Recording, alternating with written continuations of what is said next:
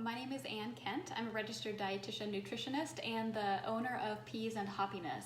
I'm inviting you back to my kitchen today to talk about how to zest a lemon. Now this technique is true also for other types of citrus fruits, so limes, oranges, anything that you want to grab the flavor from. And the reason we're talking about zesting and not just juicing is because zest is a great way to add a little bit more flavor to your dishes without adding any more liquids. So on tonight's menu, I've got a lemon baked tilapia, and we're serving that with roasted broccoli, which I'll also add some zested lemon to. And so that'll be a really great way to add a lot of flavor to those dishes without adding any extra moisture. So I've got 4 different tools here to show you. But first I'm going to show you the tool that I do not recommend to use, and then we'll go on. A couple of tools are specifically made for zesting citrus, and a couple of them are more likely to just be found in your kitchen. So I first want to show you this little guy, which I actually don't recommend to use. So this is one of, if you have a common cheese grater in your household, you usually will have this side that has these weird little bumps guys on them. I've always known this to be a zester, but it really does not work well. What I find is that when you zest the lemon, all of the zest just sort of gets stuck in there and it's really hard to get off. So we're gonna set that one aside, and I'm gonna show you the other 4 that I would recommend. So when you're zesting, also another thing to keep in mind is that we really only want the colored part of the fruit, the peel. So with the lemon, we really only want the yellow part. If you go too deep and start getting into the yellow part of the peel, that part has a lot of bitterness to it, and so you'll want to avoid that. Otherwise, it's going to add a lot of bitterness to your dish.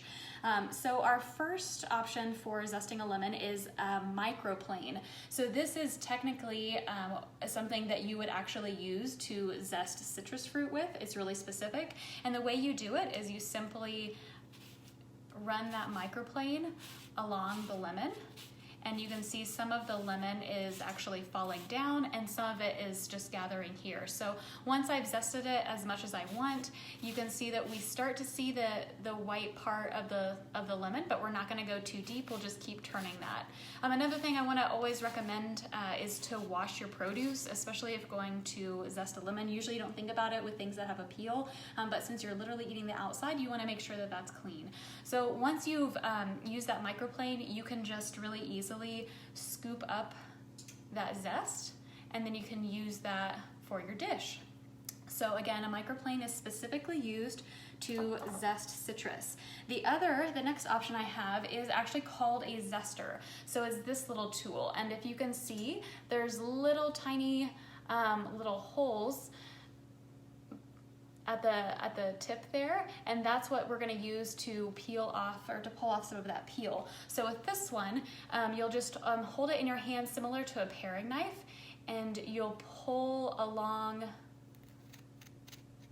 the lemon. So you can see that this actually makes longer strips than that other microplane. So if you're using this maybe for a garnish, that would be really good, or if you want some bigger pieces of that lemon peel. But you can see there's actually little pieces that this zester is pulling off. So again, it does something just a little bit different than the microplane, but technically is again just used for zesting different citrus. Okay, now I want to get into a couple of tools that are more common in the kitchen. The one I already showed you, the common cheese grater. If you find the side with the smallest holes, this is what I would recommend to use if you don't have a microplane. It's the easiest way to grate that fruit without getting everything stuck in there. So with this one, I'm going to hold the lemon again. I'm going to use my smaller version of that just so I can show you, and I'm just going to rub that lemon across there, and you can see that the same thing is happening. The zest isn't quite as small. It's sort of in between the size of the microplane versus the zester, but we still get a lot of that really good zest there. I'll do a little bit more just so you can see it.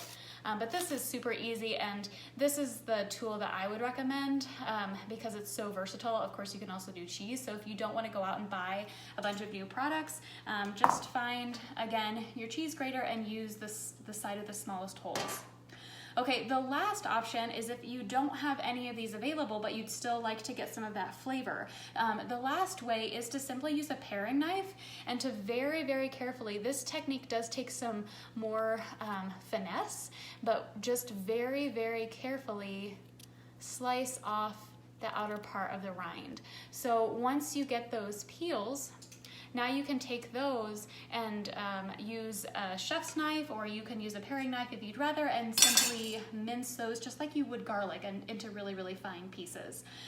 So those are 4 different ways you can get the citrus flavor into your food. Again, focus only on the part with color. Once you get down to the white part of the peel, you're not going to want to use that because of the bitterness. But this is a really great way to add a really nice pop of flavor to protein dishes. Like I said, tilapia is what we're doing tonight. Also, chicken is a really good mild protein that goes really well with these types of citrus. Or also different vegetables to tie your meal together and to give it another source of flavor. And of course, you can always put these in sauces and give it more flavor as well. So if you have a favorite way to use your lemon zest, I would love to hear it. Or if you have a favorite tool to use to do this, drop a comment as well. So thanks everybody for joining, and I will catch you next week. Take care.